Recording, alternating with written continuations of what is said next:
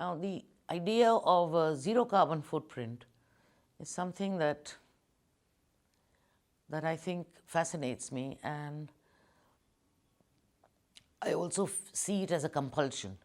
It is a compulsion to live in a way that you don't impinge on nature.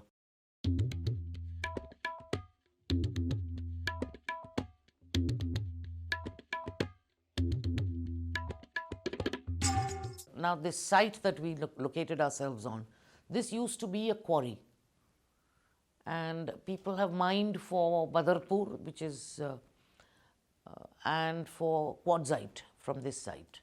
And they've dug deep holes and exposed the, the rock. And I found that very beautiful. But I found that the ecology, the plant material was completely ravaged. There were no plants, and whatever few they were kind of chopped up every now and then for firewood. And so the primary job when we came onto the site was to allow the plants to regenerate and to actually grow the right kind of plants.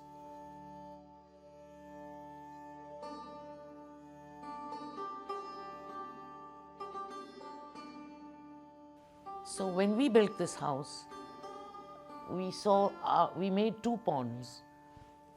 On the lowest points of the site, we excavated mud and made our mud bricks with that soil, and we enlarged the ponds.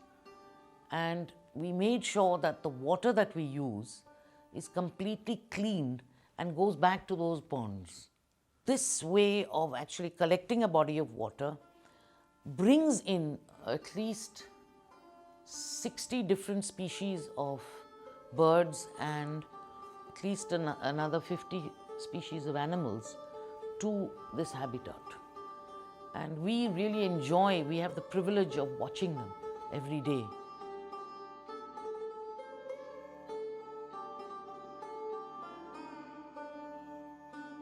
We have semi-skilled and unskilled labor amply available, and all of them have a tradition of building with mud.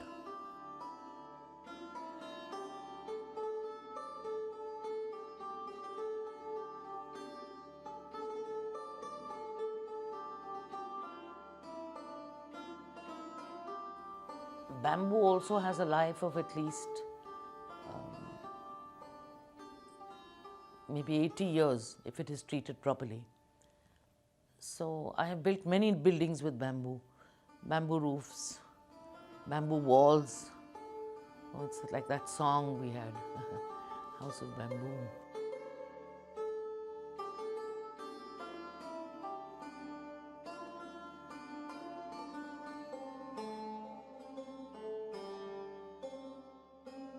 So if you can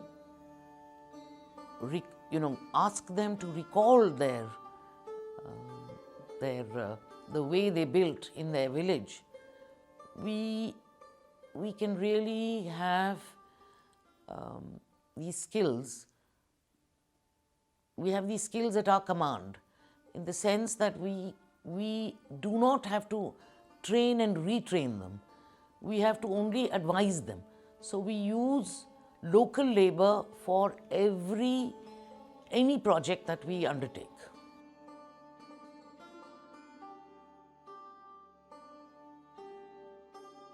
The aim is to use as many people and to use materials which are local, to use people who are local to the area, so that we don't disrupt labor from one part of the country to another just to build.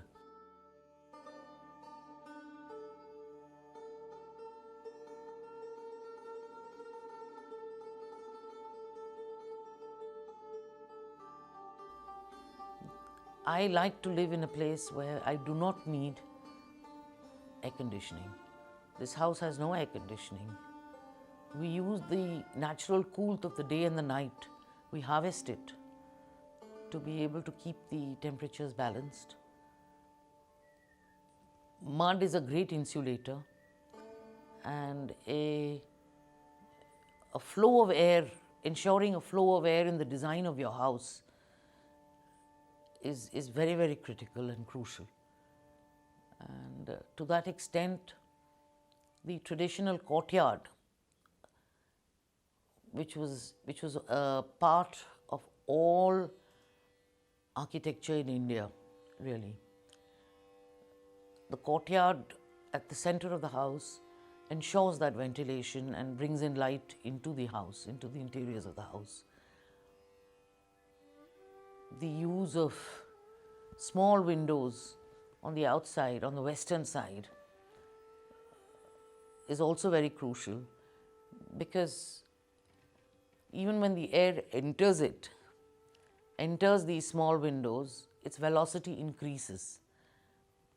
And in Rajasthan, in Jaisalmer, you have these jalis in which funnels the air in. And the fine jali precipitates the dust and only allows the clean air to come in.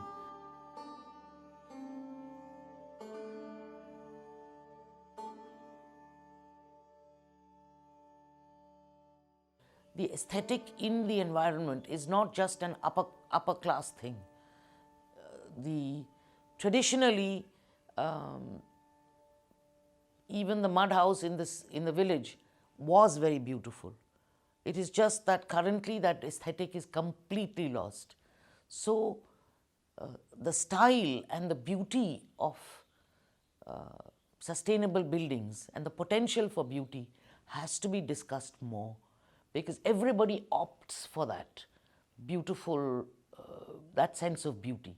Now, to inculcate that sense of beauty, I think, is something that the media is responsible for. And I think it should be projected and it should reach the minds of people.